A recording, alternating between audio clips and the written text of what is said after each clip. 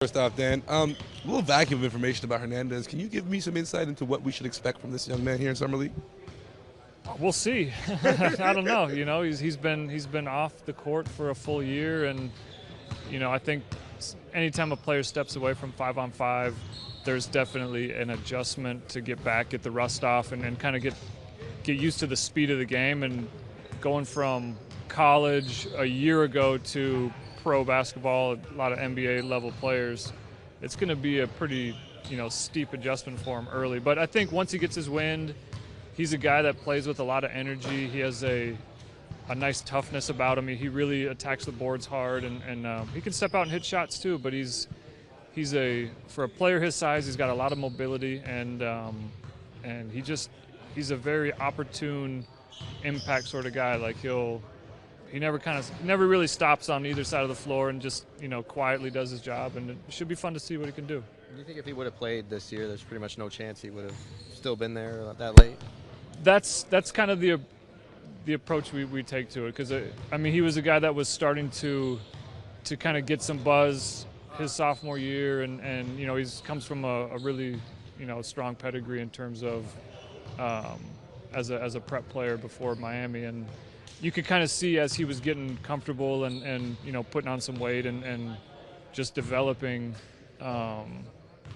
there was a fairly good chance that he would have played himself out of the range of 59. And who knows how the season would have gone for him, but the little bit that we saw of him this past year, and all the scouting we had done on him earlier, we felt really comfortable with where he's at and where he could get in our program. Tanate, another young big you guys brought in. I know he's not going to play here in the tournament, but what did you guys see in him that intrigued you and made you, once he slipped through, grab him so quick?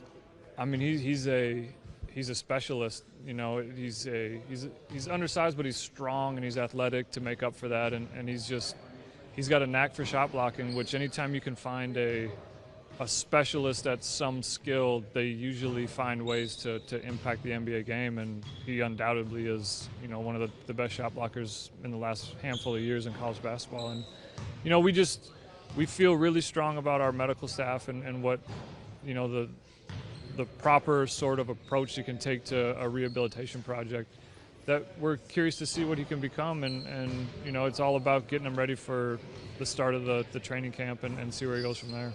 Looking at guys like him and DeJuan who are maybe a little down the line, when you in your role are here, how much are you focusing on near-term NBA viability? How much are you focusing on this guy could be a 905 guy next year?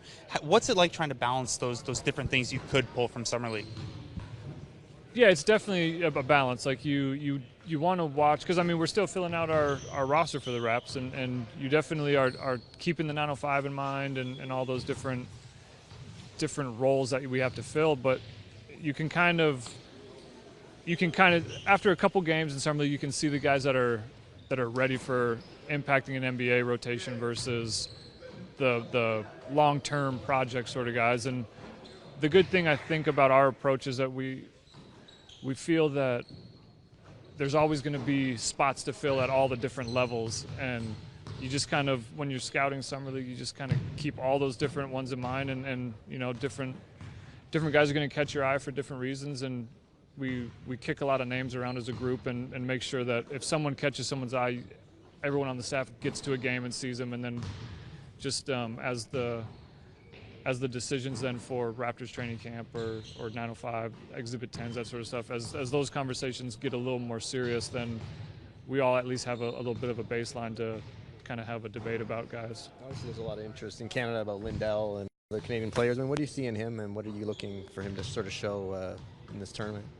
Yeah, he's another guy that, a lot like Sagaba, that when they're on the undrafted market, it's really intriguing, because he's a guy that we had a lot of interest in, even in the discussion of the 59th pick. So he's an incredible athlete who is, for a player his size, the strength and the speed and the athleticism that he plays with is, there's a very short list of guys that can compete with him. And I think he's still learning how to be a point guard, and he's working on, consistent of his offensive game and all that stuff. But it's the type of thing where, again, if you can tighten up some of that and then use the unbelievable gifts that he has as an athlete, there's an NBA player in there somewhere, and then it's just a matter of, bring him in here, we learn a little bit about what he is what he's like as a worker, and see if his approach kind of fits with how we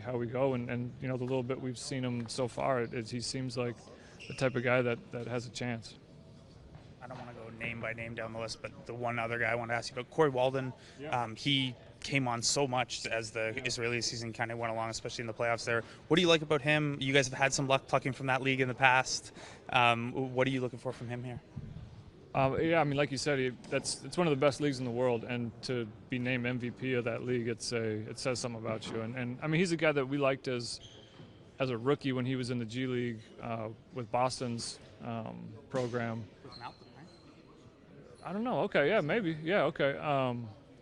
He's a guy that he wasn't quite a point guard at the time, but you could tell the more work he did and the more comfortable he had running the point, like he could be a player down the line because he's unbelievable defensively. He's got great speed and good size and just a nice demeanor about him out on the court. And his offensive game over the last 2 or 3 years has really started to pick up, and you add that to the tenacity and the competitiveness that he has on the other end of the floor, and you can see where he's got the makings of, having a chance to kind of take that next step. And so, we were on him fairly early to try to get him in this situation because we knew point guard was going to be a pretty important role for us here at Summer League. And he's looked pretty good here so far. So it's going to be interesting to see how he looks in games too.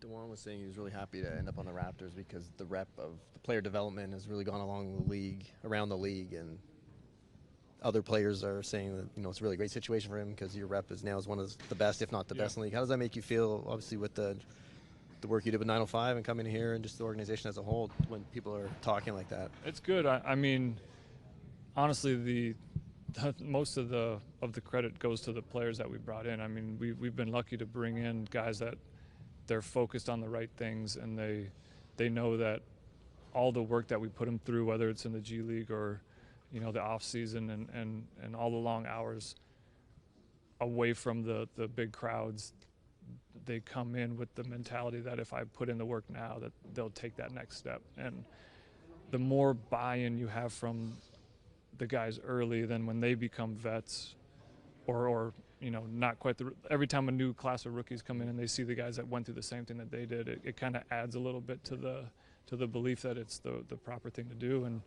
yeah, I mean, to hear guys want to get drafted by us and like try to go through that, we know that they're probably wired the same way that the guys that we've had success with. So